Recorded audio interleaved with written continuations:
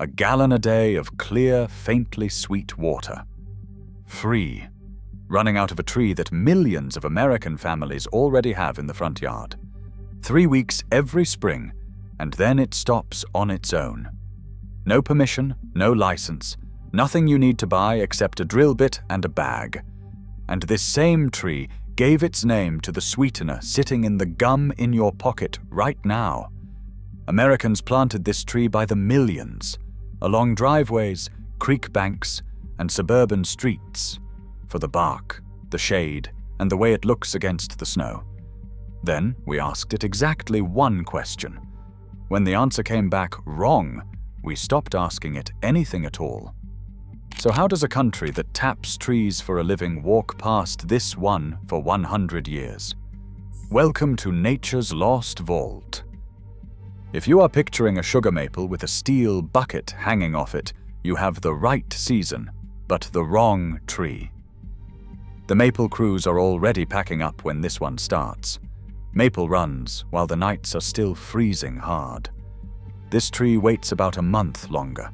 It waits until the ground is soft and the last snow is going gray at the edges. Then it runs for 2 to 3 weeks, shutting down the exact moment the leaves break bud. You have almost certainly stood next to one. White, coppery, or salmon-colored bark, peeling in horizontal sheets like old paper. Thin branches that hang. River birch is native from East Texas to North Florida, and all the way up through New England and the Great Lakes. It is one of the most widely planted landscape trees in the eastern half of the country. Paper birch covers the north, from Alaska to Newfoundland.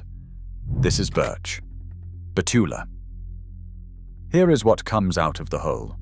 Not syrup, not sap the way you traditionally picture sap, nothing thick or amber.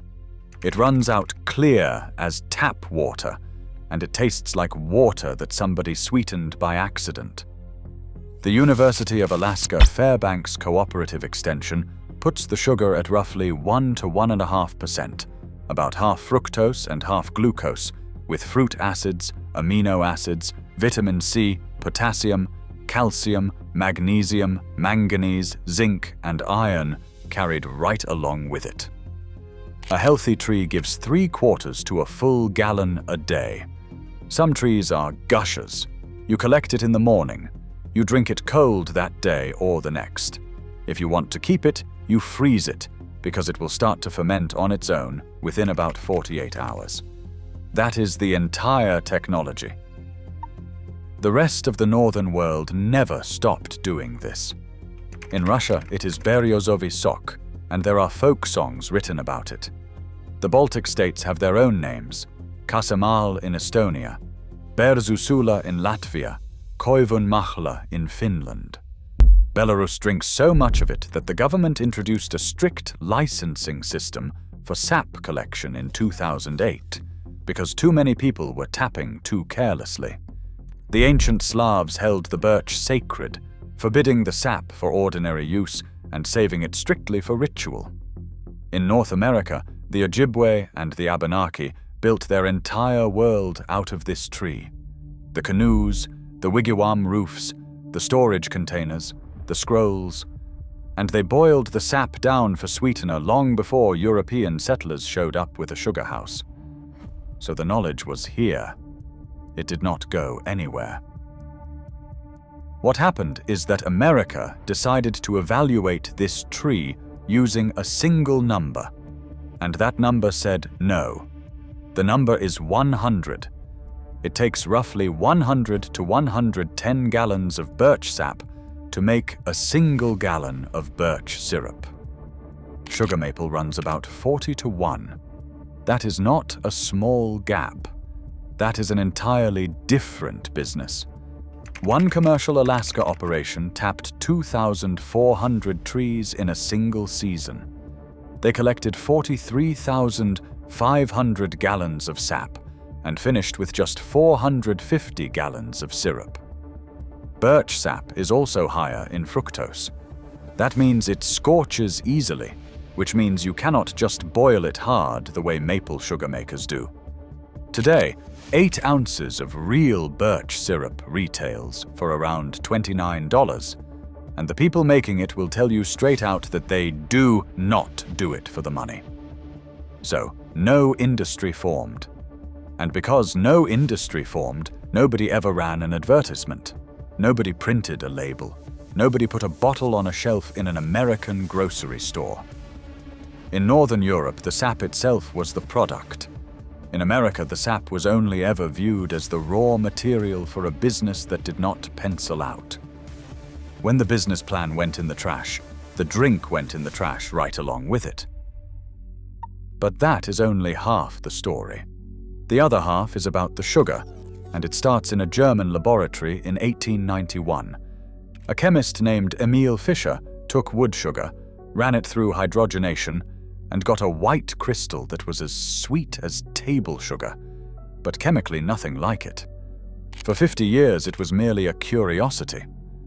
Then came the Second World War, and Finland could not get sugar. What Finland had instead was forest. So Finnish chemists manufactured their sweetener out of their native birch and beech trees. The country acquired a taste for it that never went away. They even gave it a nickname that stuck across Europe: birch sugar. Then, in 1969, researchers at the University of Turku set out to find out whether the stuff was bad for teeth. That was the actual hypothesis. Arja Scheinen and Kauko Makinen enrolled 125 volunteers and ran a 2-year trial. Each group swapped nearly all its dietary sugar for one of 3 things: ordinary sucrose, fructose, or birch sugar. Makinen has told the story of the day the data turned. Scheinen stopped by his office, astonished, reporting that in some of the patients, the decay actually appeared to be improving. Makinen pulled the patient numbers. Every single one of them was in the birch sugar group. The Turku sugar studies were published in Acta Odontologica Scandinavica in 1975 and 1976. They remain among the most cited papers in the field. Finland launched the world's first Xylitol chewing gum in 1975 and immediately started handing it to school children. Now hold that date, because America was running its own program at the exact same moment, and the timing of what happened here is almost too neat. In 1966, the National Institute of Dental Research began planning a targeted national effort to wipe out tooth decay in a single decade. It launched in 1971 as the National Caries Program. In 2015, 3 researchers at the University of California, San Francisco, Kristin Kearns, Stanton Glantz, and Laura Schmidt, published a damning analysis in PLOS Medicine. They reviewed 319 internal cane and beet sugar industry documents, 1,551 pages of executive correspondence, and meeting minutes running from 1959 to 1971. What those pages show is an industry that could not deny the science. Sucrose caused cavities, and everyone in the room knew it. So instead of fighting the finding, they went to work reshaping the research agenda. The strategy outlined in the documents was to push public health toward interventions that reduced the harm of sugar rather than reducing the sugar itself. Enzymes that break up dental plaque. A vaccine against tooth decay. The industry's own expert panel overlapped with the government panel shaping the program's priorities by all but a single member. 78% of the trade organization's research priorities went directly into the National Caries Program's first request for proposals. You would think somebody at the table would have said something. Nobody did. 2 countries, 1 decade, 1 problem. Finland put a sweetener made from its own trees into children's mouths and watched the cavities stop. America went looking for a vaccine that never arrived. So what does the evidence actually say now, 50 years on, for someone who is 70 and still has most of their teeth? Here it is straight, including the part that does not flatter the story. The largest American trial, the Xylitol for adult caries trial, was funded by the National Institute of Dental and Craniofacial Research. It ran across 3 sites with 691 adults aged 21 to 80, taking 5 1-gram lozenges a day for 33 months. The headline result was a 10% reduction in overall decay, and it was not statistically significant. That is the honest headline, and the people selling you xylitol conveniently leave it out. But Andre Ritter and his colleagues went back and looked at the exact same trial, surface by surface, and published their findings in the Journal of Dental Research in 2013. The Birch sugar group developed 40% fewer root cavities. There was no meaningful difference anywhere else on the tooth. Root surfaces are the ones that appear when gums recede, which is to say, the benefit was real, and it landed almost entirely on the exact problem that shows up after 60 and almost never before it. The Merck manual notes that dry mouth in older adults is usually caused by medications, not by age, and specifically lists xylitol gum among the useful responses. And one more thing, because it will be in your comments and you deserve it from me first.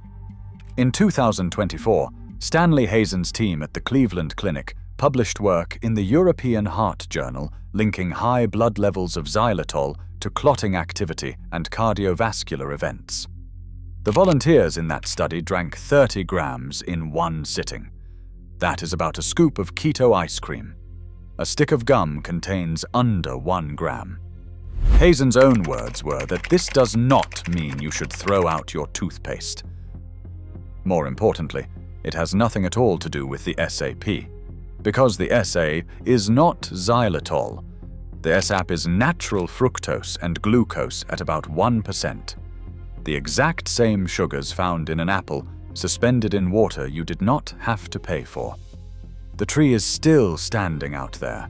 The bark is still peeling in horizontal sheets, the branches still hang, and about a month after the last maple bucket comes down, the sap starts to move. 1 tap per tree, and only on a tree big enough to spare it.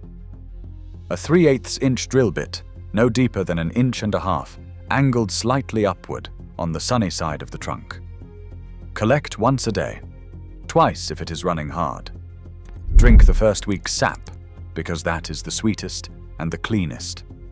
Pull the spile the moment the liquid turns cloudy or tastes sour. Drill somewhere new next spring and give the tree a rest year after a few seasons. That is it. 200 years of American forestry, a Finnish laboratory, and a stack of subpoenaed industry memos. And the practical instruction at the end of all of it is a drill, a bag, and 3 weeks in April. The sap does not know any of this history. It runs every spring in millions of American yards, and then it stops, and almost nobody puts anything under it. If this vault changed how you see the trees on your own street, do not let this knowledge disappear again. Subscribe to Nature's Lost Vault. The next one opens soon.